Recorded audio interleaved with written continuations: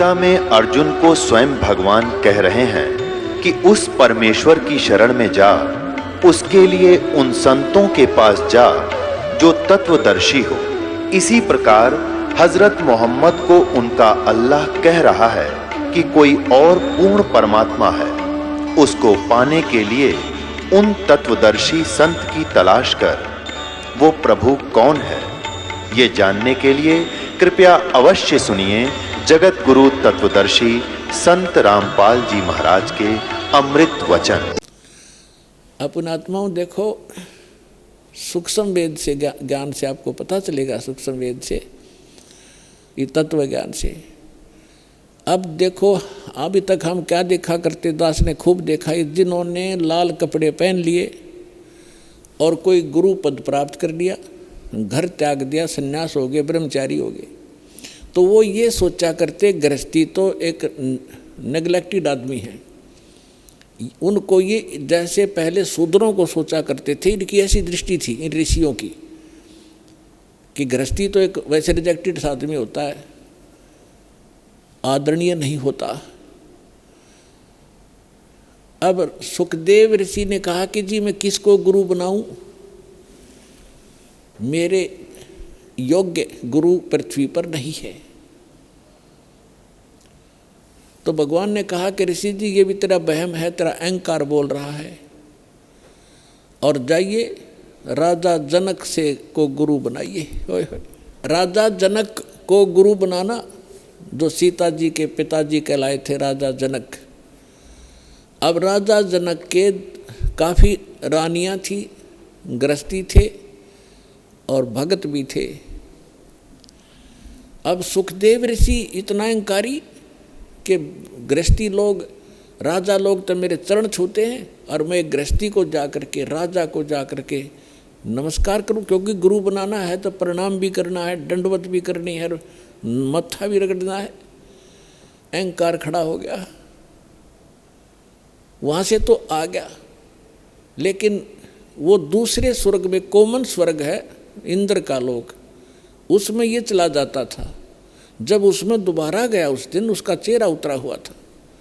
अन्य जो देव वहाँ बैठे थे वो कहने लगे, ऋषि जी आज क्या बात है, मायूस बहुत हो तुम। तब ऋषि ने कहा कि ऐसे ऐसे मैं विष्णु जी के लोक में गया था, भगवान ने मुझे स्वर्ग में प्रवेश करने से मना कर दिया। तो जितने भी वहाँ बुद्धिमान भगत संत महात्मा बैठे थे, ऋषि और देव, वो कहने लगे ये बात दची नहीं, सुखदेव आपकी बात हमारा गले नहीं उतर रही कि भगवान विष्णु और आपको ऐसे अनादर किया आपका, नहीं कोई बात बता, गलती क्या है। तब उसने बताया कि भगवान ने कहा कि तू गुरु नहीं बना रखा, इसलिए आप यहाँ रहने के अधिकारी नहीं हो। तब उन महापुरुषों ने जो वहाँ बैठे थे बुद्धिमान, उन्होंने कहा कि सुखदेव आपका कोई गुरु नहीं है? कि नहीं मेरा कोई गुरु नहीं है, धिक्कार है तेरे जन्म को। सभी ने एक स्वर में बोला जो बुद्धिमान होते, क्या करेगा तू इस मिट्टी का, ये बैटरी चार्ज है तेरी, कुछ दिनों में ख़त्म हो जाएंगी ये सब सिद्धियाँ, और कीड़े मकोड़े की पशुओं की योनि में जाएगा, गधा बनेगा, गुरु धारण करना पड़ेगा। और फिर दूसरा भगवान ने कह दिया, फिर अग्रम अग्रम कैसी भले आदमी, जब भगवान विष्णु ने कह दिया उसको, तो उसी को तुम भगवान मानते हो, तो उसी ने कह दिया गुरु बना, और फिर भी तेरे अंदर ये अगर मगर है तो काहे का तू ऋषि है।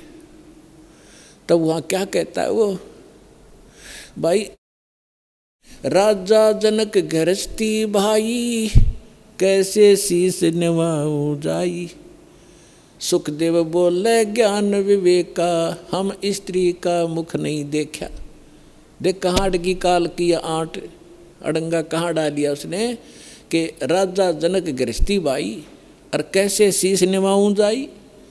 और बोले सुखदेव ज्ञान विवेका, अपनी बुद्धि से उसने खूब सोच समझ गया बात कही कि मैंने स्त्री का मुख नहीं देखा, मैं तो बाल ब्रह्मचारी हूँ और राजा गृहस्थी आदमी है, उसके घनी नारायणियाँ भी कई हैं, और उसको कैसे माथा टेकूँगा, कैसे ना सिर झुकाऊँगा, मेरी तो नाश हो जाएगा इज्जत का।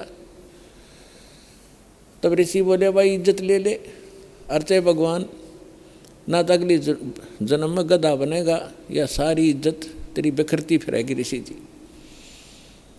अब उसको फिर एक झटका लगा एकदम, क्योंकि महात्मा भगत है, वो चल भगवान के लिए भटक रहा है, उसके अंदर जगह है भगवान की, लेकिन अज्ञान अहंकार, अज्ञान से अहंकार बनता है, तो उसको एकदम झटका लगा और उसकी एकदम पिछला बैकग्राउंड चल पड़ी। उसको थोड़ी सी झलक दिखाई दी कि एक समय ये सुखदेव ऋषि 84 लाख योनियों भोग रहा था, गधे की योनि में भटक रहा, जन्मा था और अंधा हो गया।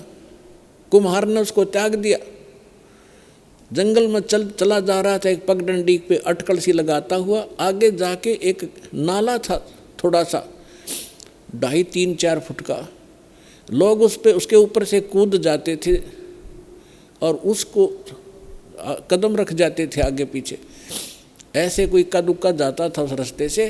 तो सुखदेव यानी उस गधे अंधे ने वो दिखा नहीं नाला और उस नाले में फंस गया, आगे मुंह टिक गया, पीछे तो बैक लाग गई। अब कोई इक्का दुक्का व्यक्ति वहाँ उस रास्ते जाता था, दिन में 2-3 दिन में एक आध, वो निकाल नहीं सका उसको, उसके कमर पे पैर रखे व्यक्ति और पुली बना ली, पार होने लगे उसके ऊपर से। तो उसको वो घटना याद आई और 10-15 दिन हफ्ते 10 दिन वो भूखा प्यासा वहाँ मरा। वो उसके सामने वो चक्कर काटने लगी वो घटना। तब राजा जनक से जाकर दीक्षा ली। ये लंबी कहानी है, फिर कब बताएंगे। तो यहाँ परमात्मा कहते हैं, भाई घाटे बाधे सब जग दुखिया, के गृहस्थी बैरागी हो। सुखदेव ने दुख के डर से गर्भ में माया त्यागी हो, गर्भ में माया त्यागी हो। अब यहाँ तो ये बताना चाहा है कि तुम तो इस छोटे मोटे सुख को ही मान रहे हो, और उस महापुरुष ने तो गर्भ में पता लग गया था भयंकर दुख होगा मेरे ऊपर, और उसने गर्भ भी त्याग दिया, परमात्मा के लिए भटक भी रहा था। फिर वो अहंकार हो गया उसके अंदर और कुछ नहीं बनना था। जो भी थोड़ा बहुत उसको प्राप्त होना था, राजा जनक से उपदेश लेकर विष्णु तक की भक्ति की उसने। अब क्या बताते हैं परमात्मा कि इन साधनाओं से और इनके ज्ञान से आपको पता भी लग गया, तो समाधान कंप्लीट ना होने से फिर दुख ज्यों का त्यों। और जो हम साधना बताने जा रहे हैं, इसके करने से ये रोग कटेगा, सदा के लिए सुख होगा। सुखदेव ने 84 भुगती बना पजावे खरवो, तेरी क्या बुनियाद परणी तू पेंडा पंथ पकड़वो। क्या बताना चाहते भगवान कि सुखदेव ऋषि ने 84 भुगती, 84 लाख योनियों में कष्ट उठाए ऐसे महापुरुष ने, और बिना पुजावे खरवो, खर माने गधा, पुजाओ माने कुम्हार के उस सिस्टम पर। और तेरी क्या बुनियाद प्राणी तू पेंडा पंथ पकड़वो, कि अब तेरा क्या औकात है। जब इसे ऋषियाँ की विरन मट्टी हुई साधना के करने से, अब हम जो पेंडा मार्ग पंथ, जो वे ऑफ वर्शिप, पूजा का मार्ग तुझे बता रहे, इसको ग्रहण करो, इससे लाभ होगा। फिर क्या बताते हैं कि जंगम दुखिया जोगी दुखिया, तपस्वी को दुख दूना हो। आशा तृष्णा सब में व्यापे, कोई महल ना सुनो हो, कोई महल ना सुना हो। जंगम दुखिया, योगी दुखिया, तपस्वी को दुख दूना हो।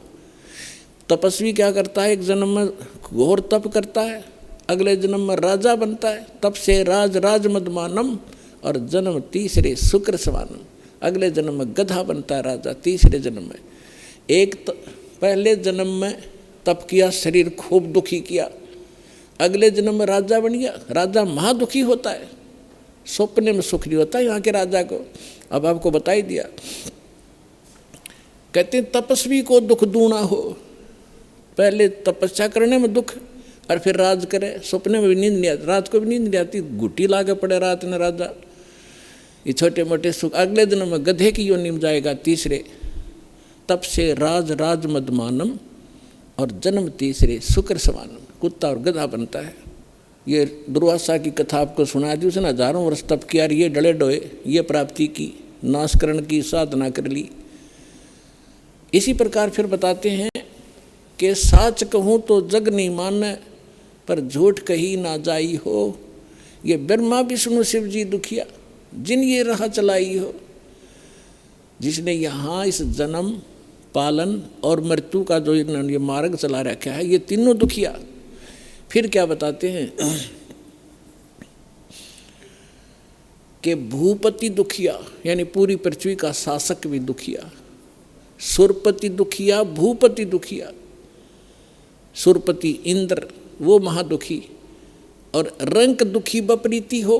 गरीब आदमी तो वैसे स्वाभाविक दुखी, रंक दुखी बपरीती हो।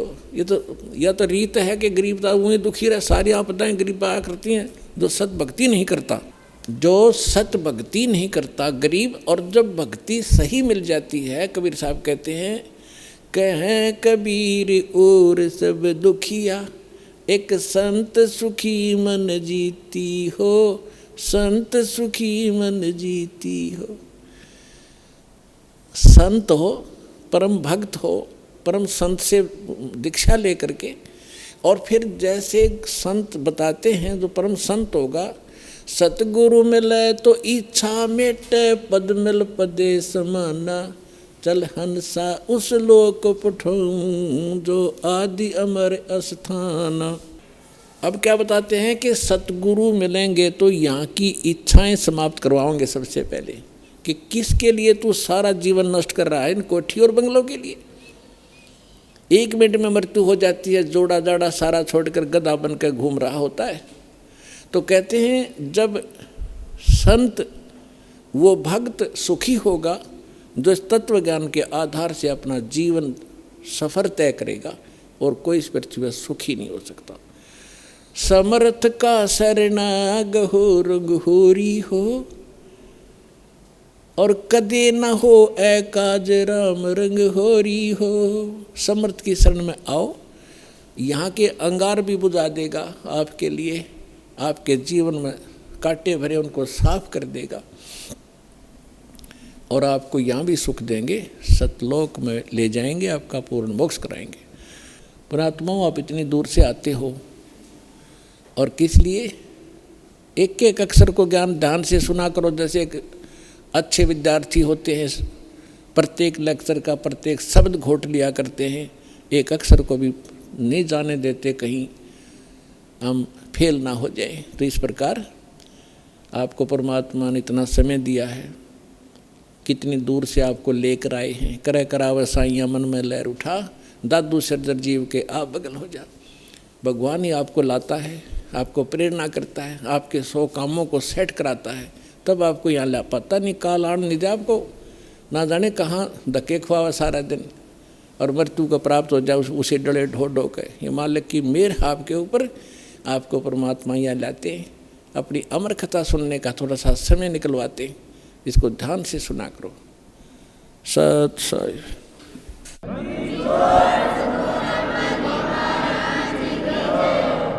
परम पिता परमात्मा पूर्ण ब्रह्म, सारी सृष्टि के रचनहार कबीर देव, कबीर साहिब, कबीर परमेश्वर जी की असीम रजा से आप सभी पुण्यात्माएं ये अमृत ज्ञान सुनने के लिए उपस्थित हुए।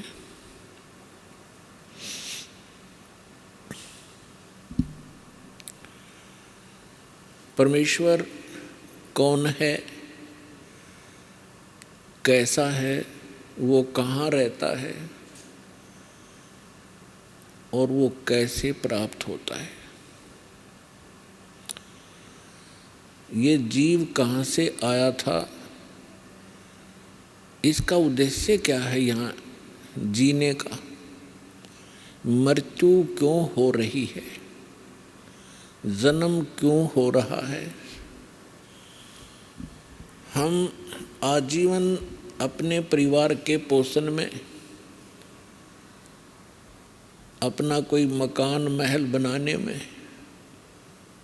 कितनी लगन से लगे रहते हैं, उसके प्रति हमारा कितना अट्रैक्शन होता है, कितना लगाव होता है, और एक पल के अंदर मृत्यु होती है, हाहाकार मच जाता है। कितने ही प्रिय परिवार के सदस्य हों, तुरंत त्याग कर चला जाता है। ये कैसा जीवन है, हम इससे ऊब नहीं रहे, हम इससे थके नहीं हैं जन्म और मृत्यु से, क्योंकि हमें ज्ञान प्राप्त नहीं हुआ कि इस जन्म और मृत्यु के इस दीर्घ रोग का भी कोई विकल्प है, इससे छुटकारा हो सकता है। और जिन अज्ञानियों ने मोक्ष की परिभाषा बताई वो बिल्कुल यथार्थता के विपरीत थी। क्या कहते थे? कुछ तो ये कहते हैं कि जन्म मृत्यु तो बनी ही रहेगी, इसका कोई विकल्प नहीं है, ये तो यूनिवर्सल है, ये जो सच्चाई है यूनिवर्सल ट्रूथ है, उसको ये मानते हैं और इसमें कोई परिवर्तन नहीं हो सकता। कुछ एक मोक्ष की जो परिभाषा बहुत ही भिन्न और सुपीरियर बताते थे, वो क्या कहते थे कि आत्मा का ब्रह्म के अंदर लीन हो जाना, जिसे ब्रह्मलीन कहते थे, ये पूर्ण मोक्ष है। और कुछ एक ये कहते थे परमात्मा जो है, परमात्मा केवल प्रकाश है। ये तो विधान रहा जब तक परमात्मा कबीर जी कलयुग में अपना ज्ञान देने के लिए नहीं आए। उसके बाद परमात्मा ने आकर के खुद अपनी अमृत वाणी में यथार्थ अध्यात्म मार्ग और यथार्थ भक्ति विधि बताई और अपने निज स्थान का ज्ञान कराया। हम कहाँ रहते थे, हम कौन हैं, कहाँ से आए थे, हम इस जन्म और मृत्यु के कष्ट को क्यों उठा रहे हैं, हम ऐसे लोक में रह रहे हैं जहाँ कोई जीव स्थायी नहीं है। यहाँ के राजा नाशवान, प्रजा नाशवान होनी ही थी, यहाँ के भगवान नाशवान, तो जीव अन्य प्राणियों का फिर क्या अस्तित्व। तो उस परमेश्वर ने जब तक ये अपना निज स्थान सतलोक सचखंड नहीं बताया था और उससे परिचित कुछ महापुरुषों को नहीं कराया था, तब तक हम केवल ब्रह्म को ही अंतिम ब्रह्म प्राप्ति अंतिम उपलब्धि मानते थे। और हम अधिकतर अपने विष्णु जी और शंकर भगवान को, विष्णु भगवान जी को हम सर्वेश्वर मानते थे। सर्वेश्वर महेश्वर अजरो अमर हैं, इनका कोई माता पिता नहीं है। केवल ब्रह्मा जी को नासवान कहा करते थे ये हमारे नकली धर्मगुरु। विष्णु जी और शंकर जी को अजरो अमर मृत्युंजय कालज्य सर्वेश्वर महेश्वर बताया करते थे। परमात्मा के ज्ञान को सुनकर एक नकली पंथ चला, राधा स्वामी, और उस राधा स्वामी पंथ वालों ने, जो राधा स्वामी पंथ के प्रवर्तक माने जाते हैं, कहे जाते हैं श्री शिवदयाल जी, पन्ना गली आगरा वाले, उन्होंने परमात्मा की डेफिनेशन कैसी बताई, मूर्खों को भी हंसी आवे। उस परम धनी की बताई डेफिनेशन को यदि आपको अभी सुनाएं, दिखाएंगे, और उस अज्ञानी के पीछे करोड़ों की संख्या में भोली आत्मा लग गई उसको परम संत मान के, क्योंकि उसने कुछ पहले से भिन्न ज्ञान दिया अध्यात्म। उसने क्या बताया कि सतलोक है, ऊपर चार लोक कबीर परमात्मा का एक शब्द है, करने नो दीदार महल में प्यारा है। उसको पढ़कर अपने अज्ञान के आधार से उसको डिफाइन किया, उसका अनुवाद किया। उसमें पढ़कर के उसने क्या सुनाया कि एक सतलोक है, फिर अलख लोक है, फिर अगम लोक है, फिर अकय अनामी लोक है। उसके बाद फिर उसके अनुयायियों ने क्या बनाया कि सतलोक है, अलख लोक है, अगम लोक है, अनामी लोक है, और उससे ऊपर साडा राधा स्वामी लोक है। यानी और पांचवा गढ़ दिया उन्होंने अपनी अज्ञानता के कारण। और श्री शिवदयाल जी को वो राधा स्वामी कहने लग गए, क्योंकि श्री शिवदयाल जी की धर्म पत्नी का नाम नारायणी देवी था। उसको प्यार से लोग अन्य श्रद्धालु राधा जी कहा करते थे और शिवदयाल जी को श्री कृष्ण माना करते थे। इसलिए श्री शिवदयाल जी को राधा स्वामी कहने लगे। जैसे कोई उमा स्वामी कहता है,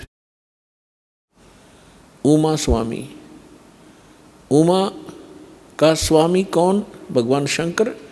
उमा स्वामी जो है, उमा स्वामी कहने का तात्पर्य है श्री शंकर जी को संबोधित कर रहा है वो व्यक्ति जो उमा स्वामी कह रहा है, यानी उमा का पति। राधा स्वामी, ये राधा का पति श्री शिवदयाल जी थे। अब श्री शिवदयाल जी क्या थे? श्री शिवदयाल जी कैसा अध्यात्म ज्ञान रखते थे और क्या उनकी भक्ति विधि थी? पुण्यात्माओं, दास को रोना आता है कई बार कि ऐसे मूर्ख आदमी के पीछे और ऐसे एजुकेटेड व्यक्ति फंसे पड़े, क्योंकि उन्होंने उस राधा स्वामी को, शिवदयाल जी को परम धनी और पहुंचा हुआ मान लिया कि अध्यात्म मार्ग में ये बहुत ऊंचे पहुंच गए। और जिस कारण से उन्होंने कोई भी ऑब्जेक्शन नहीं किया, क्योंकि जैसे डॉक्टर होता है, अब डॉक्टर की पढ़ाई अलग है, इंजीनियरिंग की पढ़ाई अलग है। अब इंजीनियर चाहे चीफ इंजीनियर हो, वो रोगी हो जाता है और कहीं उसको बोर्ड मिलता है डॉक्टर, तो उसके पास चला जाता है और उसने अच्छी उपाधि लगा रखी हो, MBBS, MD, फलाना सर्जन, तो फिर तो कहना ही क्या। अब वो चीफ इंजीनियर उसके डॉक्टर समझकर जाता है, उसको जो भी वो टैबलेट देता है वो खाता है, राहत मिले ना मिले उसके भाग की बात है। यदि वो डॉक्टर है तो राहत मिलेगी, डॉक्टर नहीं है तो उस चीफ इंजीनियर को ये कोई वो नहीं होगा कि ये डॉक्टर नहीं है, क्योंकि वो उसकी पढ़ाई और मेडिसिन के बारे में अननोन है, अनभिज्ञ है। ठीक इसी प्रकार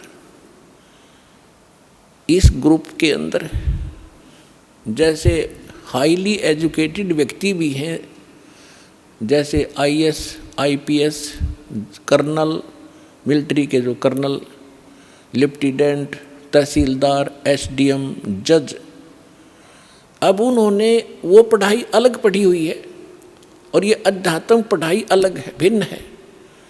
इन्होंने इसको राधा स्वामी के पंथ के प्रवर्तक को, श्री शिवदयाल जी को एक महापुरुष और पहुंचा हुआ संत मान के समर्पण कर रखा है। इन्होंने जो ज्ञान दिया है वो सही होगा, क्योंकि ये इसी मार्ग के व्यक्ति हैं। अपने आत्माओं, डॉक्टर की इक्वेशन को, डॉक्टर की मेडिसिन को डॉक्टर ही बता सकता है ये उस रोग की है कि नहीं है। और दूसरी पहचान उसकी होती है कि जिस रोग की मेडिसिन होती है वो कहीं ना कहीं बुक के अंदर भी लिखी होती है। तो जैसे कोई एक व्यक्ति बताता है कि इस रोग की टेबलेट ये होती हैं, दूसरा बताता है कि नहीं ये होती हैं, तो उनका फैसला किया जाता है कि उसमें कौन सा साल्ट है और इस रोग में कौन सा साल्ट काम करता है। तो डॉक्टर ही उसकी पहचान बताते हैं, और फिर भी नहीं कोई तसल्ली होती है, सब यकीन होता है, तो उस बुक से मेल किया जाता है कि देखिएगा ये मेडिसिन है और इसके गुण धर्म हैं, तब फैसला होता है। तो ठीक इसी प्रकार ये दास भी एक आध्यात्मिक टीचर है, और जितने भी धर्मगुरु हैं ये सभी आध्यात्मिक टीचर वर्तमान के हैं, कहलाते हैं। कोई सतगुरु कहलाता है, कोई मंडलेश्वर बना हुआ है, कोई आचार्य, कोई शंकराचार्य, ये सभी आध्यात्मिक गुरु हैं। अब जो व्यक्ति अपने सिलेबस से परिचित नहीं है, सिलेबस यानी पाठ्यक्रम से, तो वो टीचर नहीं है। बेशक से वो भोले विद्यार्थी उसको अध्यापक और टीचर कहते रहे, यदि वो अपने सिलेबस से परिचित नहीं है तो वो टीचर नहीं है। तो जितने भी अपने धर्म गुरु हुए हैं, विशेषकर हिंदू धर्म से हम खूब परिचित हैं, और जितने भी आज तक ऋषि महर्षि हुए हैं, इंक्लूडिंग ब्रह्मा विष्णु महेश, जिनको हम भगवान मानकर पूजा किया करते थे, इनको भी अध्यात्म मार्ग, यथार्थ अध्यात्म मार्ग नहीं है। केवल उन महापुरुषों को छोड़कर जिनको परमात्मा स्वयं आकर मिले थे, उनको अपने यथार्थ स्थान सचखंड सतलोक में लेकर गए थे, और उस अपने से परिचित करवा के उनको वापस छोड़ा था। वो महापुरुष कौन कौन है? आदरणीय धर्मदास साहिब जी, आदरणीय मलुकदास साहिब जी, आदरणीय नानक देव साहिब जी, जो सिख धर्म के प्रवर्तक माने जाते हैं, आदरणीय दादू साहिब जी, आदरणीय गरीबदास साहिब जी, गांव छुडानी, जिला जज्जर, हरियाणा वाले, आदरणीय गीसा दास साहिब जी, गांव खेखड़ा, और जिला अब बागपुर हो गया है, पहले मेरठ था, ये उत्तर प्रदेश वाले, आदरणीय स्वामी रामानंद जी, काशी वाले, बनारस वाले। इन महापुरुषों को परमात्मा सीधे मिले, जैसा परमेश्वर का विधान है। वेदों में प्रमाण है कि वो परमात्मा सचखंड में रहता है, ऊपर के लोक में, तेजों में लोक में रहता है। वहाँ पर एक बहुत बड़े गुम्बज में, एक बहुत बड़े सिंहासन पर और मुकुट समेत विराजमान है, जैसे राजा विराजमान होता है अपने तख्त पर, अपने सिंहासन पर। ऊपर छतर है उस मालिक के सिर पे। परमात्मा मनुष्य सदृश है, नर आकार है। वो वहाँ से गति करके आता है, वहाँ से चलकर आता है, सशरीर आते हैं भगवान, और अच्छी आत्माओं को मिलते हैं, दृढ़ भक्तों को मिलते हैं। वेद प्रमाणित कर रहे हैं कि परमात्मा ऐसी लीला करता है, और पुण्यात्माओं, विश्व का कोई भी व्यक्ति ऐसा नहीं है जो वेदों को, श्रीमद् भगवत गीता को ये कहे कि ये व्यर्थ है, इनका ज्ञान सही नहीं है। और विशेषकर हमारे हिंदू धर्म के अंदर तो इस सिरोधार्य हैं ही हैं।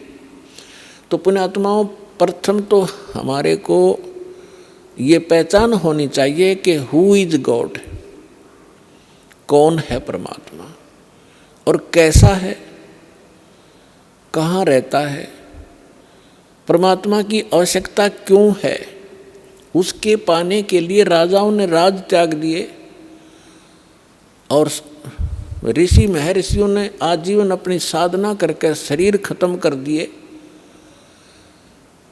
तो कैसा है वो भगवान, कैसा है वो स्थान जिसके लिए ऐसी नौबत सहन करनी पड़ी और लगे रहे, आज तक हम लग रहे हैं। तो इसलिए वो फिर मिलता कैसे है? जिस समय आपके ये सभी शंका समाधान हो जाएंगे, सभी कंसेप्ट क्लियर हो जाएंगे, तब तो आप भगत बनोगे। श्रीमद् भगवत गीता अध्याय नंबर 2 के श्लोक नंबर 53 में कहा है कि अर्जुन, जिसमें तेरी बुद्धि भिन्न भिन्न प्रकार के भ्रमित करने वाले वचनों से हटकर एक अध्यात्म ज्ञान पर स्थिर होगी, परमात्म ज्ञान पर स्थिर होगी, तब तो तू योगी बनेगा। गीता अध्याय नंबर 2 के श्लोक नंबर 53 में कहा है कि अब देखिएगा, थोड़ा आपके रुक कराते हैं। ये है श्रीमद् भगवत गीता, गीता प्रेस गोरखपुर से प्रकाशित है और जयदयाल गोविंद का इसके अनुवादक है। गीता प्रेस गोरखपुर से प्रकाशित है। इसके अध्याय नंबर 2 के और श्लोक नंबर 53 में क्या लिखा है कि भांति भांति के वचनों को सुनने से विचलित हुई तेरी बुद्धि जब परमात्मा में अचल स्थिर ठहर जाएगी, तब तू योग को प्राप्त हो जाएगा। अब गीता अध्याय नंबर 2 के श्लोक नंबर 46 में क्या कहा कि अर्जुन, जिस प्रकार बहुत बड़े जलाशय की प्राप्ति के उपरांत व्यक्ति की आस्था छोटे जलाशय में रह जाती है, यानी बहुत बड़ी झील मिल जाने पर, पहले जिस समय श्रीमद् भगवत गीता का ज्ञान बोला गया था, उस समय पूरे विश्व में सभी मानव इन सरोवरों के किनारे ही बसा करते थे, तालाबों के किनारे बसा करते थे, उसी से पीते थे, उसी से नहाते धोते थे, स्वच्छ जल होते थे, वर्षा खूब होती थी, वृक्ष बहुत ज़्यादा होते थे और वृक्षों पर वर्षा होकर के जड़ी बूटियाँ के साथ जल इकट्ठा हो, जड़ी बूटियों पर वर्षा होकर के वो जल बहुत ही अच्छा निर्मल और निरोगा होता था। वो एक तालाब, सरोवर या झील का रूप धारण कर लेता था और सभी उस पर आश्रित व्यक्ति जो भी जहाँ बसा है, यदि कोई छोटे जलाशय पर बसा है तो उसके लिए वो जलाशय उसका जीवन दाता है, उसके आश्रय वो जी रहा है। और उस छोटे सरोवर में, छोटे जलाशय में, छोटे तालाब में 1 वर्ष वर्षा नहीं होती है तो उसका जल सूख जाता है, तो उस पर आश्रित व्यक्ति दुखी हो जाते हैं, उनको त्राही त्राही मच जाती है और वो विनाश को प्राप्त हो जाते हैं। ऐसा उस पर आश्रित व्यक्तियों को भी पता होता है कि यदि वर्षा नहीं हुई 1 वर्ष तो अकाल गिर जाता है और अकाल में सैकड़ों, हजारों, लाखों की संख्या में प्राणी मर जाते थे। अब गीता अध्याय नंबर 2 का श्लोक नंबर 46 क्या कहना चाहता है, क्या बताना चाहते हैं कि उन व्यक्तियों को जो उस छोटे जलाशय पर आश्रित हैं और उनको कहीं आसपास पता लग जाए कि वहाँ बहुत बड़ी झील है, सरोवर है और जिसमें 10 वर्ष वर्षा ना हो तो भी जल उसका समाप्त नहीं होता, तो वो व्यक्ति तुरंत उस छोटे जलाशय को त्याग और उस सरोवर, उस झील के किनारे जाकर जाना पसंद करेंगे, तुरंत चले जाएंगे। अब ये क्या बताना चाहते हैं कि श्रीमद् भगवत गीता हमें एक निर्णायक ज्ञान दे रहे हैं, ये पवित्र सदग्रंथ ये बताना चाह रहे हैं इसके अंदर कि जब आप, जैसे आप जिन भगवानों पर आश्रित हैं, श्री विष्णु जी, श्री शंकर भगवान जी या अन्य देवी देवता, कोई माता और मसानियों पर, अब जो माता और मसानियों पर है वो तो बहुत नमन सत्र की कहानी होगी। ये 3 देवता माने जाते हैं, श्री ब्रह्मा जी रजगुण, श्री विष्णु जी सतगुण, श्री शिव जी तमगुण। जो इन तक आश्रित हैं तो इनकी क्या स्थिति है, वो कितने सुखी हैं, कितने सुरक्षित हैं। और इनसे ऊपर जिनकी बुद्धि उठी है, अपने आप को ज़्यादा सुपीरियर माना करते थे, वो कहते थे हम ब्रह्म पूजा करते हैं, हम ब्रह्मा विष्णु महेश की पूजा नहीं करते। तो ब्रह्म क्या स्थिति है, ब्रह्म क्या है, ब्रह्म कौन है, किसको ब्रह्म कहते हैं? इस ब्रह्म से ऊपर परमात्मा से अतिरिक्त, कबीर भगवान से अतिरिक्त आज तक हमें कोई बताने वाला नहीं आया था। और परमात्मा से प्राप्त ज्ञान के आधार से ये नकली संत, ये नकली पंथ राधा स्वामी वालों ने सारी नकल करके और झूठी उसकी अपने सत्र का जो उसको परमात्मा के यथार्थ ज्ञान को भी उलझा दिया अपने गलत अनुभव के कारण। तो उस सारे उलझे हुए अध्यात्म ज्ञान को फिर से सेट करने के लिए इस दास को भेजा है कबीर भगवान ने, उस परम अक्षर पुरुष ने।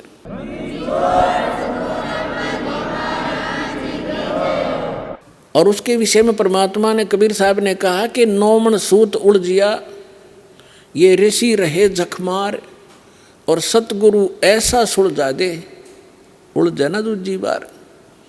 तो अब अध्यात्म ज्ञान को ऐसा सुलझा दिया दास ने कबीर परमात्मा की रजा से, उनके द्वारा दी गई बुद्धि और उनके द्वारा दिए गए सूक्ष्म वेद के ज्ञान से।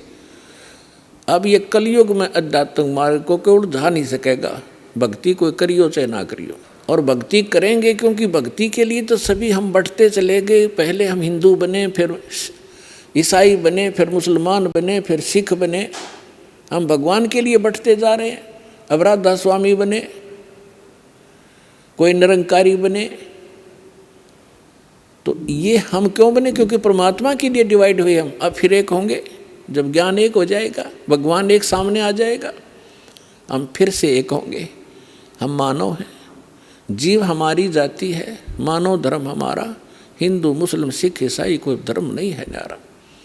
ये आपके एक दिन हृदय में जगह बन जाएगी इसकी सच्चाई के साथ। एक तो फॉर्मेलिटी होती है, सच्चाई के साथ आप इसको स्वीकार करोगे कि हम भिन्न नहीं हैं, हम यहाँ के वासी नहीं हैं, हम सतलोक के रहने वाले। अब जो प्रसंग चल रहा है, गीता अध्याय नंबर 2 के श्लोक नंबर 46 में कहा है कि छोटे जलाशय पर कोई आश्रित व्यक्ति है और उसको बहुत बड़ा जलाशय यानी झील प्राप्त हो जाती है, तो उस छोटे बड़े जलाशय की प्राप्ति के उपरांत छोटे जलाशय में जैसा प्रयोजन रह जाता है, ठीक इसी प्रकार उस परमात्म ज्ञान की प्राप्ति के उपरांत, उस परमात्म ज्ञान की प्राप्ति के उपरांत, उस परम अक्षर ब्रह्म की यथार्थ मार्ग के, उस अध्यात्म मार्ग की प्राप्ति के उपरांत इन छोटे भगवानों में, अन्य भगवानों में जैसी आस्था रह जाएगी, ऐसी आस्था रह जाएगी जैसे छोटे जलाशय में रह जाती है बड़े जलाशय की प्राप्ति के उपरांत। अब कैसे? जैसे कोई छोटे तालाब पर आश्रित था, उसका अच्छा जल था, स्वस्थ जल था, स्वच्छ जल था, और उससे अपना जीवन निर्वाह कर रहे थे, लेकिन वो पर्याप्त नहीं था, सफिशिएंट नहीं था। उसको मालूम था 1 वर्ष वर्षा नहीं हुई तो त्राही त्राही करके परिवार नष्ट हो जाएंगे। लेकिन वो जल खराब नहीं था, लेकिन पर्याप्त नहीं था। और जब वो झील मिल जाती है, वो जल वैसा, उससे भी स्वच्छ है, वो ऐसा ही है, लेकिन वो पर्याप्त है। तो छोटे जलाशय को त्याग कर तुरंत उस दूसरे बड़े जलाशय पर वो व्यक्ति आश्रित हो जाता है। तो इसी प्रकार जब हमें उस परम पिता परमात्मा पूर्ण ब्रह्म सत्य पुरुष की जानकारी होगी और उसकी महिमा का पता चलेगा कि उस परमात्मा की भक्ति और उसकी शरण में आने से हमें क्या क्या लाभ होंगे, और ये भगवानों पर जिन पर हम आश्रित थे उनकी क्या स्थिति है, तो कहते हैं आपकी आस्था फिर इनमें उतनी ही रह जाएगी जैसे बड़े जलाशय के उपरांत प्राप्ति के उपरांत छोटे जलाशय में रह जाती। वो छोटे जलाशय बुरा नहीं लगता, लेकिन वो सफिशिएंट नहीं है, इसलिए उसको त्याग देना ही वो उचित समझता है।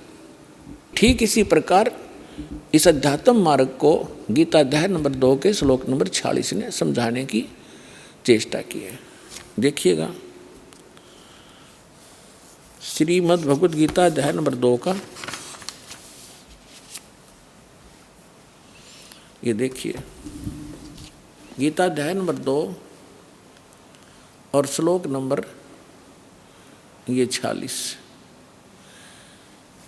सब ओर से परिपूर्ण जलाशय के प्राप्त हो जाने पर छोटे जलाशय में मनुष्य का जितना प्रयोजन रहता है। अब इनकी तो बुद्धि ब्रह्म तक थी। ये अनुवादक हैं, ये कहता है कि ब्रह्म को रह जाता है, ब्रह्म को तत्व से जानने वाले ब्राह्मण का समस्त वेदों में उतना ही प्रयोजन रह जाता है। अब वेदों में नहीं, अभी अनुवाद तक में करना आया ही नहीं, इनको अकल थी नहीं कि ये वेद, ये ज्ञान बोल कौन रहा है, इनको ये नहीं मालूम था आज तक।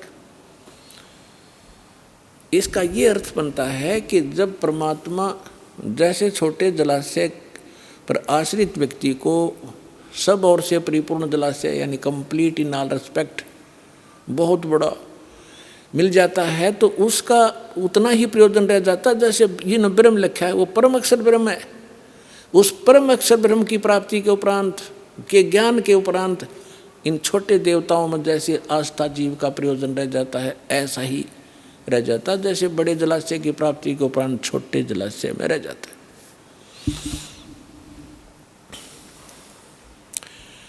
अपनात्मा सबसे पहले हमने ये देखना होगा कि परमात्मा को कैसे पहचाने।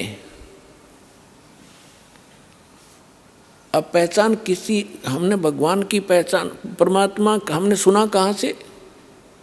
हमारे धर्मगुरुओं से। हमारे धर्मगुरु क्या बताते थे कि हम वेदों से ज्ञान दे रहे हैं, हम श्रीमद् भगवत गीता से आपको बता रहे हैं, हम पुराणों से आपको ज्ञान दे रहे हैं। तो आज तक हम हिंदू धर्म में जन्मे प्राणी अपने इन सदग्रंथों को सत्य मानते आ रहे हैं कि हमारे धर्मगुरु पुराणों से, गीता से और वेदों से, पवित्र सदग्रंथों से, इन्हीं से हमें ज्ञान बताते आए। उस समय हम शिक्षित नहीं थे, हमारे पूर्वज शिक्षित नहीं थे। शिक्षा प्राप्त करने का केवल एक वर्ण को अधिकार था, ब्राह्मणों को, और समाज ने उन ब्राह्मणों को ये छूट दे दी थी कि आप इन वेदों को, सदग्रंथों को समझो और फिर समझकर हमें बताओ, फिर हम जो इनमें मार्गदर्शन है हमें समझाओ, हम फिर उसी तरह अपना जीवन निर्वाह करें और उसी तरह हम भी परमात्मा की भक्ति करें। और उसके लिए उनको फ्री छोड़ दिया कि हम तुम्हें दक्षिणा दिया करेंगे, आप अपना निर्वाह भी चलाओ उनसे और सदग्रंथों को अच्छी गहनता से जानो और फिर हमें बताओ। वो टीचर बनाए थे। अब उन धर्मगुरुओं ने जैसा ज्ञान समझा वो भी आपको प्राप्त है। आपको कैसा बता रखा है? ब्रह्मा विष्णु महेश को सर्वेश्वर, इनके कोई माता पिता नहीं, इनकी कोई जन्म मृत्यु नहीं होती, ये सर्वेश्वर हैं। और कुछ एक ने क्या बताया कि ब्रह्म सुप्रीम पावर है। ब्रह्म अपने आत्मा, ये तो बच्चों की व्याख्या थी, अनजान बालकों की दंत कथा, लोक वेद सुना सुनाया अज्ञान भरा हुआ था ये सारा। अब पहले तो आपको दिखाते हैं कि ब्रह्मा विष्णु महेश का जन्म मृत्यु होता है, इनके माता पिता हैं। विशेषकर हिंदू धर्म कंप्लीटली इन दो देवताओं पर आश्रित है, श्री विष्णु जी और श्री शंकर जी। उसके बाद तो फिर जैसे भी हमें ज्ञान मिलता गया, बिखरता गया, कोई हनुमान पूज रहा है, कोई शेरा वाली का चिपट रहा है, कोई और काली माई का ही लगा हुआ है पूजा में, और फिर और नीचे सत्र में आगे हम खेत अपने कहीं 4 ईंट लगाई उसमें मत्था टेकन लाएंगे, या कोई मंदिर मस्जिद गुरुद्वारे बना के वहाँ परमात्मा खोजने लगे। लेकिन मुख्य रूप से हिंदू धर्म के लोग श्रद्धालु श्री विष्णु जी और श्री शंकर जी को सुप्रीम मानकर पूजते रहे। और हमें ये बताया गया था इनके कोई माता पिता नहीं, केवल ब्रह्मा जी की मृत्यु बताते थे। आयु फिक्स थी कि 100 वर्ष की आयु होती है, फिर अपने आप पैदा हो जाता है। और ये तीनों देवता स्वयंभू हैं। ऐसी बकवाद सुना रखी थी हमारे को। अब हमारे सदग्रंथ क्या बताते हैं, उनकी जीवनी क्या बताती है उनकी इतिहास क्या बताता है, जिन सदग्रंथों को हम सत्य माना करते थे। देखिएगा, श्रीमद् देवी भागवत 3रा स्कंद,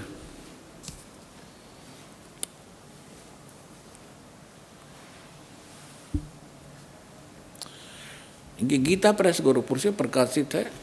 ये देखिएगा, इसके ये सचित्र मोटा टाइप, केवल हिंदी, संपादक हनुमान प्रसाद पोदार, चिमनलाल गोस्वामी, और ये यहाँ से प्रकाशित है, मुद्रित और प्रकाशित। ये गीता प्रेस गोरखपुर से है। गीता भवन कार्यालय कोलकाता का संस्थान, गीता प्रेस गोरखपुर। इसके 123 पृष्ठ पर ले चलते हैं आपको, बिल्कुल 2 मिनट में सारी कहानी समझ में आ जाएगी। 123 पृष्ठ पे ये 3रा स्कंद। भगवान विष्णु अपनी माता दुर्गा की महिमा स्तुति करते हुए, उनकी स्तुति करते हुए बोल रहे हैं, तुम शुद्ध स्वरूपा हो, यह सारा संसार तुम से उद्भासित हो रहा है। मैं ब्रह्मा और शंकर, हम सभी तुम्हारी कृपा से विद्यमान हैं। हमारा आविर्भाव माने जन्म, तिरोभाव माने मृत्यु। हमारा तो जन्म और मृत्यु हुआ करता है, केवल तुम ही नित्य हो, जगत जननी हो, प्रकृति और सनातनी देवी हो।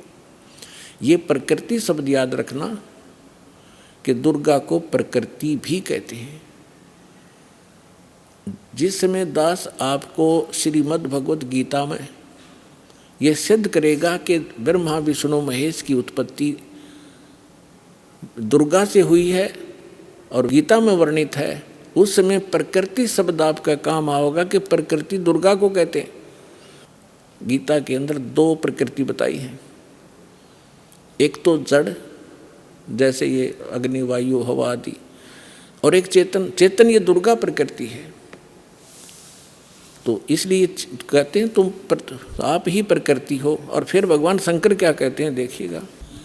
भगवान शंकर बोले, देवी यदि महाभाग विष्णु तुम ही से प्रकट हुए हैं, उनके बाद उत्पन्न होने वाले ब्रह्मा भी तुम्हारे बालक हुए, फिर मैं तमोगुणी लीला करने वाला,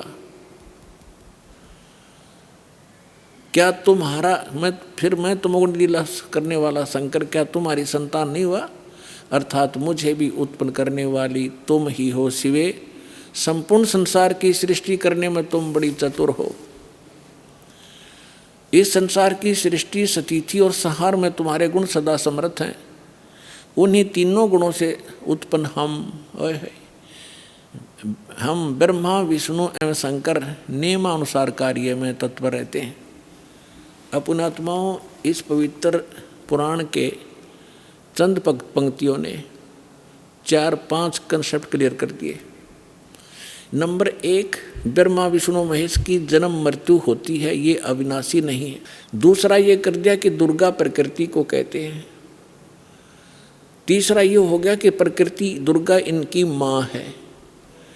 और चौथा ये हो गया कि रजगुण ब्रह्मा है, सतगुण विष्णु, तमगुण शिव जी। और 5वां ये हो गया कि ये भगवान केवल वर्क डन दे सकते हैं, जैसा जिसका कर्म है इसमें ये कोई परिवर्तन नहीं कर सकते। ये इससे सिद्ध हो गया। अब ये सिद्ध हो गया कि ब्रह्मा विष्णु महेश नासवान हैं। अब जो भगवान नासवान हैं और हम उनकी पूजा करते हैं, तो हम भी नासवान हैं, क्योंकि हम वहीं जाएंगे जहाँ उनका लोक है। ब्रह्मा जी का उपासक ब्रह्मा जी के लोक में, विष्णु जी का उपासक विष्णु जी के लोक में, शिव जी का उपासक शिव जी के लोक में। और ये भगवान नासवान है और इनकी भी मृत्यु होगी, इनका लोक भी नाश होगा, तो फिर हम भी गए जन्म मृत्यु में। यानी हमें कंप्लीट मोक्ष नहीं हुआ, संपूर्ण मोक्ष नहीं हुआ। कौन सा मोक्ष? श्रीमद् भगवत गीता अध्याय नंबर 15 के श्लोक नंबर 1 से 4 में कहा है कि ये ऊपर को जड़ और नीचे को तीनों गुण रूपी शाखा वाला संसार रूपी वृक्ष है। और जो संत इसके सभी पार्ट्स को विभिन्न विभिन्न बता देगा, वह तत्वदर्शी संत है, वेद के तात्पर्य को जानने वाला है।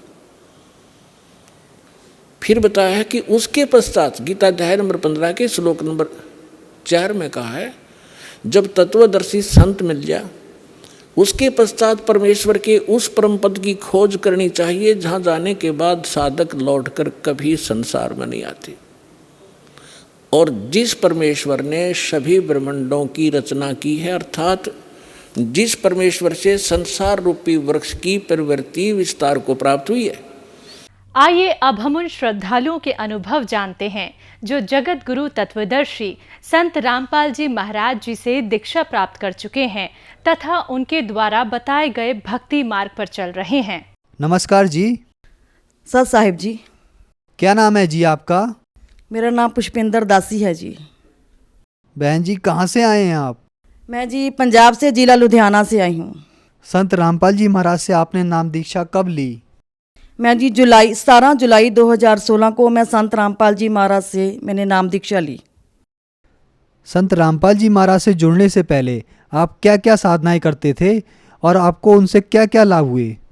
मैं देवी देवताओं की भक्ति करती थी, उससे मुझे कोई लाभ नहीं हो रहा था। मेरे बच्चे बहुत बीमार रहते थे। पति भी मेरे नशा बहुत करते थे। पैसे का नुकसान मेरा दिन ब दिन बहुत ज़्यादा हो रहा था। इस भक्ति से मुझे कोई लाभ नहीं हो रहा था। आर्थिक परेशानी बहुत हो रही थी, मुझे शारीरिक प्रॉब्लम भी बहुत थी, बहुत बीमारियां मुझे लग गई। उस समय डिप्रेशन की बीमारी थी मुझे, मेरे माइग्रेन की प्रॉब्लम मुझे थी, मेरे बेटे को डिस्क की प्रॉब्लम होगी। दिन ब दिन हम परेशानी में चलते गए। बहन जी संत रामपाल जी महाराज जी से आप कैसे जुड़े? मैं संत रामपाल जी महाराज की शरण में, मेरे घर के पास भगत जी रहते हैं, तो वो मुझे ज्ञान गंगा पुस्तक दे के गए। तो उन्होंने मुझे कहा अभी आप ये ज्ञान गंगा पुस्तक पढ़ो। जब मैंने वो ज्ञान गंगा पुस्तक पढ़ी तो मैं वो पुस्तक देख के सुन के वहाँ मुझे बहुत इतनी हैरान हुई। तो उसमें पुस्तक में ये लिखा था भी जो भी पुरुष शास्त्र विधि को त्याग कर मनमाना आचरण करता है, ना तो उसकी मुक्ति होती है, ना उसको वो परम गति को प्राप्त होता है, ना ही उसे कोई सुख प्राप्त होता है। और जो देवी देवताओं की पूजा करते हो वो देवी देवताओं को प्राप्त होते हो, जो पितरों की पूजा करते हैं वो पितरों को जाते हैं, और जो भूतों को पूजते हैं वो भूतों में जाते हैं। उसमें लिखा था बंदी छोड़ संत गरीबदास जी महाराज और कबीरदास जी महाराज जी ये कहते हैं, गरीब भूत रमे सो भूत है, देव रमे से देव, राम रमे सो राम है, सुन सकल सुभेव। तो ये मैं जब मैंने पढ़ा तो मैं बिल्कुल मेरी ज़िंदगी बदल गई। मैं हैरान होगी, जो अब तक की जो मैं पूजा कर रही थी ये शास्त्र अनुकूल पूजा नहीं थी। इन पूजा से हमें कोई लाभ नहीं हो रहा था। दिन ब दिन हमारी हालत, घर की हालत, मेरे पति बहुत ज़्यादा आगे से बहुत ज़्यादा नशा करने लग गए, उनकी आदतें बहुत ज़्यादा ख़राब हो गई, हमारा आपस में बहुत लड़ाई झगड़ा, बच्चे बीमार रहने लगे। तो मुझे समझ में नहीं आ रहा था मैं ये मैं करूँ। जब मैंने ये ज्ञान संत रामपाल जी का ज्ञान सुना तो मैंने कहा भी यही असली ज्ञान है, इसी ज्ञान से हमें सुख प्राप्त होगा। जैसा कि आपने बताया जो साधनाएं आप पहले कर रहे थे उनसे आपको कोई लाभ प्राप्त नहीं हुए, तो संत रामपाल जी महाराज से नाम दीक्षा लेने के बाद क्या आपको कोई लाभ भी प्राप्त हुए? जब से मैं संत रामपाल जी महाराज से जुड़ी हूँ मैं आपको बता नहीं सकती मुझे कितने अद्भुत लाभ हुए हैं। सबसे पहले तो मुझे ज्ञान की प्राप्ति हुई है। भी जो संत रामपाल जी ज्ञान देते हैं वे शास्त्र अनुकूल ज्ञान है, शास्त्रों के अनुकूल वो हमें भक्ति बताते हैं, ज्ञान देते हैं। और सबसे बड़ी ये बात है, मेरे बेटे को डिस्क की प्रॉब्लम थी, हमने उसका बहुत ज़्यादा इलाज करवाया। बीमारियों से मेरे बेटे दोनों बीमार थे, तो हमने सभी जगह उसका इलाज करवाया, लेकिन हमें कोई फ़ायदा नहीं हुआ। डॉक्टरों ने ऑपरेशन के लिए बोल दिया आप अपने बेटे का ऑपरेशन करवाओ। हमने जाना था, मैंने मन ही मन परमात्मा को याद किया, है परमात्मा ये क्या हो गया, मेरे बच्चा बहुत छोटा था, ये ऑपरेशन करवाएगा, इसकी उम्र क्या है। तो परमात्मा ने रज़ा बख्शी, अपनी दया की, मेरे बच्चे का ऑपरेशन नहीं हुआ। वो बिना ही ऑपरेशन के संत रामपाल जी महाराज की शरण में आने से वो बिल्कुल, मेरा बेटा आज बिल्कुल दौड़ता है, हंसता खेलता है, बिल्कुल ठीक हो गया। और दूसरी बात ये है भी मुझे डिप्रेशन की बहुत ज़्यादा प्रॉब्लम थी, बीमारी थी, मुझे माइग्रेन की बहुत ज़्यादा प्रॉब्लम थी। मेरे घर दवाइयों के इतने डब्बे पड़े रहते थे, खाना कम खाती थी मैं, दवाइयाँ बहुत ज़्यादा खाती थी। तो संत रामपाल जी महाराज की शरण में आने से वो मेरा लाभ ये हुआ भी वो दवाइयाँ मुझको छोड़नी पड़ी, वो मेरी दवाइयाँ बिल्कुल परमात्मा ने ख़त्म कर दी। तीसरा लाभ तो मुझे ये बताऊं, मेरे पति बिल्कुल ठीक हो गए, नशा करते थे वे, हर एक चीज़ का उनके पास नशा था, परमात्मा ने दिया कि रज़ा की तो वो उनका ये नशा बिल्कुल ख़त्म हो गया। मैं आपको बताती हूँ बिल्कुल सही हो गया। हमारे घर में लड़ाई झगड़ा था वो बिल्कुल ख़त्म हो गया, शांति होगी, बच्चे भी ठीक हो। और सबसे बड़ी ये बात थी भी मेरा बेटा बाहर कनाडा गया हुआ है, तो उसने हमारे कागज़ भेजे थे, मम्मी आप वीज़ा लगवा लो अपना। तो मेरे पति कहते थे मैं तुझे बाहर नहीं जाने दूंगा, मैं तेरा वीज़ा कभी भी ज़िंदगी में नहीं लगवा के दूंगा। मैंने परमात्मा के आगे अर्थ की, है परमात्मा जो करते हो तुम ही कर सकते हो। मुझे नहीं मालूम कैसे मेरे ही पति ने कैसे मेरा अपने आप मेरा वीज़ा लगवा के दिया कनाडा का। तो मुझे कोई इसमें दिक्कत बिल्कुल परेशानी नहीं हुई, सब काम परमात्मा ने ही करवाए हैं। मुझे आर्थिक लाभ भी बहुत हुआ, पैसे का लाभ बहुत हुआ, शारीरिक का लाभ बहुत हुआ, बहुत लाभ ने भगत जी मैं बता नहीं सकती अब तो कितने। मुझे संत रामपाल जी महाराज की शरण में आने से मुझे बहुत लाभ प्राप्त हुए। बहन जी, संत रामपाल जी महाराज ऐसी क्या साधनाएं देते हैं, ऐसी क्या चीज़ देते हैं जहाँ पर अन्य साधनाएं आप करते हैं तो आपको कोई लाभ प्राप्त नहीं होता? आप बड़े बड़े हॉस्पिटलों में इलाज कराते हैं, वहाँ पर आपको लाभ नहीं होता है, और आप संत रामपाल जी महाराज से नाम दीक्षा लेने के बाद आपके सभी रोग और परेशानियाँ दूर हो जाते हैं। कृपया करके बताइए कि संत रामपाल जी महाराज ऐसी क्या चीज़ देते हैं जिससे आपके सभी रोग और परेशानियाँ दूर हो जाते हैं? संत रामपाल जी महाराज जी हमें शास्त्रों के अनुकूल हमें ज्ञान देते हैं, जो वो हमें भक्ति देते हैं, वो जो हमें मंत्र देते हैं वो शास्त्रों के अनुकूल देते हैं, वेदों पे आधारित प्रमाणित ज्ञान देते हैं। संत रामपाल जी का जो ज्ञान होता है वो प्रमाणित है, उसके अनुसार वो हमें भक्ति करवाते हैं, तो उस भक्ति से ही हमें लाभ होता है। संत रामपाल जी के ज्ञान जैसा इस दुनिया में किसी का ज्ञान नहीं है, तो उनके ज्ञान के द्वारा ही हम अपनी भक्ति का हमें लाभ होता है, अन्यथा शास्त्र विरुद्ध साधना से हमें कोई लाभ नहीं होता। जो लाभ होगा हमें शास्त्र अनुकूल साधना करने से उनका लाभ होगा। बहन जी, आपकी तरह और भी परिवार रोग और परेशानियों से पीड़ित हैं, तो आप उन परिवारों को क्या संदेश देना चाहते हैं? जन समाज को यही संदेश देना चाहती हूँ कि सभी जन संत रामपाल जी की महाराज की शरण में आए, उनसे नाम दीक्षा लें और कबीर परमात्मा की भक्ति करें, जितनी जल्दी हो सके उतनी जल्दी से ही, क्योंकि ना जाने इस शरीर के खत्म होने का कब समय आ जाए। तो गुरु नानक देव जी कहते हैं, ना जाने है काल की का डारे, किस विधि ढल जाए पासावे, जिन्हां दे सिर ते मौत खुड़क दी उन्हां नूं केड़ा हासावे। साध मिले तो साडी सादी हुंदी, विछड़िया दिलगीरी वे, अखदे नानक सुनो जहाना, मुश्किल हाल फकीरी वे। इसलिए मैं सभी से यही प्रार्थना करती हूँ, आप अपना संत रामपाल जी से अपना नाम दीक्षा लेकर अपना कल्याण कराओ, मोक्ष करवाओ। जो मोक्ष का रास्ता है वो आपको संत रामपाल जी के ज्ञान से ही प्राप्त होगा। और इस विश्व में पूरी दुनिया में संत रामपाल जी जैसा ना कोई संत हुआ है ना होगा। He is supreme god, Kabir ji is God. Sant Rampal जी महाराज कबीर परमात्मा का ही रूप इस धरती पर आए हुए हैं, इसलिए सभी आप उनसे अपना ज्ञान प्राप्त करो, संत रामपाल जी से नाम दीक्षा लो और अपना कल्याण कराओ। बहन जी, हमने सुना है कि संत रामपाल जी महाराज से नाम दीक्षा लेने के लिए पैसे लिए जाते हैं, इसके बारे में क्या सच्चाई है? नहीं जी, ये बिल्कुल झूठ है, बिल्कुल ही झूठ है। संत रामपाल जी महाराज ने कभी भी पैसे कभी किसी से नहीं लिए, वो नाम दीक्षा बिल्कुल फ्री देते हैं, कोई पैसा नहीं लेते। जिसने भी ये कहा है वो उसने बिल्कुल गलत कहा है। संत रामपाल जी महाराज से नाम दीक्षा लेने के लिए श्रद्धालुओं को क्या करना पड़ेगा? भक्त समाज को जो गुरुजी ने मर्यादा बताई है उन मर्यादाओं का पालन करना होगा, नशा छोड़ना होगा, ये पितरों की पूजा छोड़नी होगी, जो भी मर्यादें बताई हैं उन मर्यादा से हमें भक्ति करनी होगी, तो हमें उस भक्ति का लाभ होगा, अन्यथा हमें उस भक्ति का कोई लाभ नहीं होगा। धन्यवाद जी। साहब जी।